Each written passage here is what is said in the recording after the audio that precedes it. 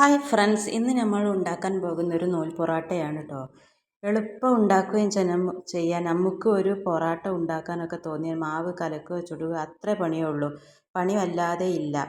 2-3 minute കൊണ്ട് തന്നെ അപ്പോൾ നമുക്ക് ഉണ്ടാക്കുന്നത് നോക്കാം.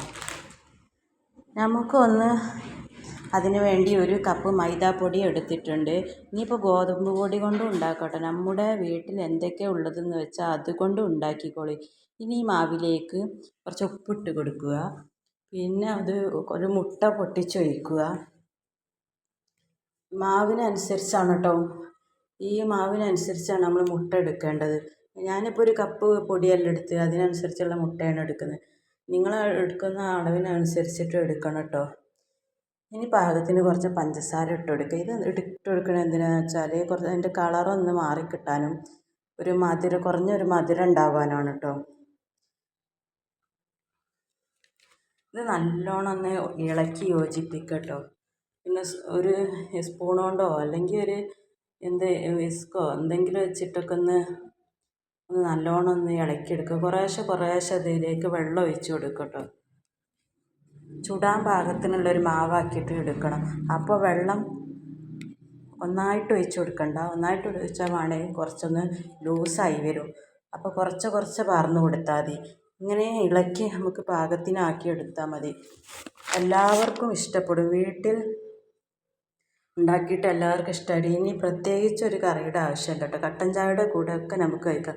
അങ്ങനെ പാകത്തിനുള്ള വെള്ളമൊക്കെ ഒഴിച്ചിട്ടുണ്ട്. ഇതുപോലെ ഒന്ന് ഇളക്കിയെടുത്ത് മൈദയുടെ കട്ടൊക്കെ ഉണ്ടാവും കേട്ടോ. അതൊക്കെ ഒന്ന് നല്ലോണം ഒന്ന് ഇളക്കിയെടുക്കണം.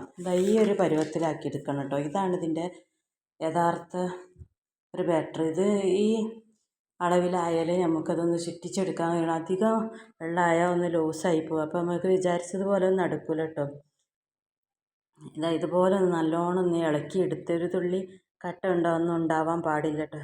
ഇനി നമുക്കൊരു കവർ എടുത്തിട്ട് ഒരു ക്രീമിൻ്റെ കവറോ ഇനിയിപ്പോൾ വീട്ടിൽ എന്താ കവർ വെച്ചാൽ അതൊക്കെ എടുത്ത് ഏത് കവർ വെച്ചാൽ അതൊന്ന് ശരിയാക്കി ഇതുപോലെ ഒന്ന് മടക്കിയെടുത്താൽ മതി കേട്ടോ.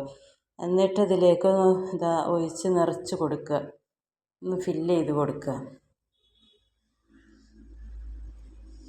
നന്നായിട്ട് വീഡിയോ ഒക്കെ ഇഷ്ടപ്പെടുകയാണെങ്കിൽ ലൈക്ക് അടിക്കണം കേട്ടോ. സബ്സ്ക്രൈബ് ചെയ്യണം. അതുപോലെ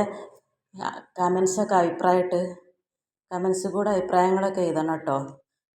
ഇതുപോലെ ഒന്ന് ഫില്ല് ചെയ്തിട്ടുണ്ട്. ഇതിന് നെറുഭാഗത്ത് ഒന്ന് നല്ലോണം ഒന്ന് റബ്ബറിട്ട് മുറുക്കി കൊടുക്കണം കേട്ടോ. ഇതെന്തിനാണെന്ന് വെച്ചാൽ ഇത് നമ്മൾ ഇതെടുക്കുമല്ലോ, അപ്പോൾ പുറത്തേക്ക് പോവാതിരിക്കാനാണ് കേട്ടോ.